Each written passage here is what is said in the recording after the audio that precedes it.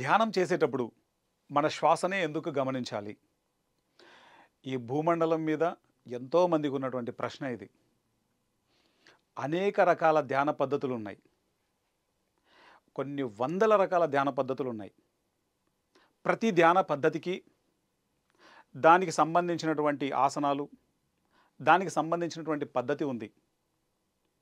కానీ గౌతమ బుద్ధుడు ఆయన చెప్పిందేంటంటే, సరి అయినటువంటి ధ్యానం ఆనాపానసతి అని చెప్పారు.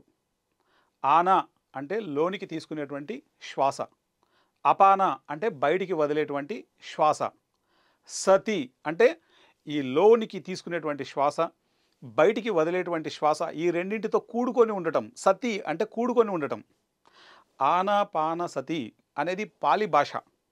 దాని అర్థం ఏంటంటే, నీ లోనికి తీసుకునేటువంటి శ్వాస, బయటికి వదులుతున్నటువంటి శ్వాసని ఆ రెండింటితో కూడుకొని ఉండటం. దీనినే ఆనాపానసతి అంటారు. అంటే మనం సింపుల్గా చెప్పుకుంటున్నాం, శ్వాస మీద ధ్యాస.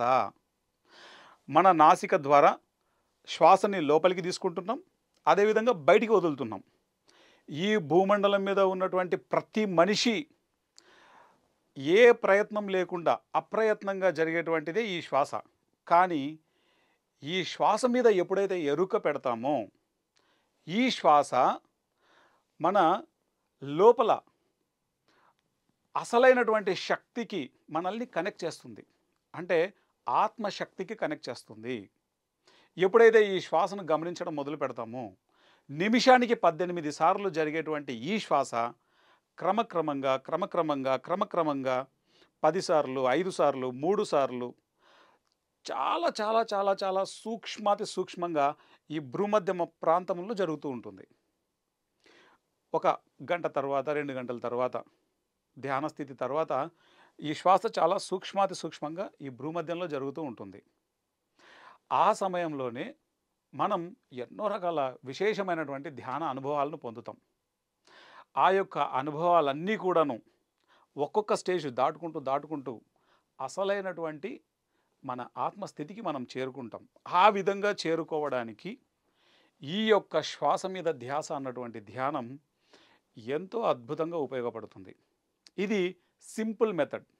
This is simple method. ఎంతో సరళమైనది. కాబట్టే బుద్ధుడు ఆయన ఎన్లైటన్మెంట్కి ముందు ఎన్నో రకాల ధ్యాన పద్ధతులను ఆయన అవలంబించారు. తల కింద పెట్టి కాళ్ళు పైన పెట్టి ధ్యానం, తర్వాత ఎన్నో రకాల విచిత్రమైనటువంటి ఆసనాలతో కూడుకొని ఎన్నో రకాల ధ్యాన పద్ధతులను ఆయన అవలంబించారు. అవన్నీ చేయడం వల్ల ఆయన శరీరం ఎంతగానో ఇబ్బందికి గురైంది తప్ప ఆయనకు వచ్చింది ఏం లేదు. ఇది ఆయన స్వయంగా చెప్పింది. ఆయన ఎప్పుడైతే ఈ శ్వాసను గమనించడం మొదలుపెట్టాడో, ఈ శ్వాస అసలైనటువంటి ఆయన ఆత్మస్థితికి తీసుకెళ్ళింది. ఆయన ఎన్లైటన్మెంట్ అవడానికి కారణమైంది. కాబట్టి శ్వాస అన్నది మన యొక్క సోర్స్కి మనల్ని కనెక్ట్ చేస్తుంది. అది శ్వాస యొక్క గొప్పతనం. అందుకే మనం శ్వాస మీద ధ్యాస అనేటువంటి ఈ యొక్క ధ్యాన పద్ధతిని మనం అసలైన ధ్యానంగా మనం చెప్పుకుంటాం.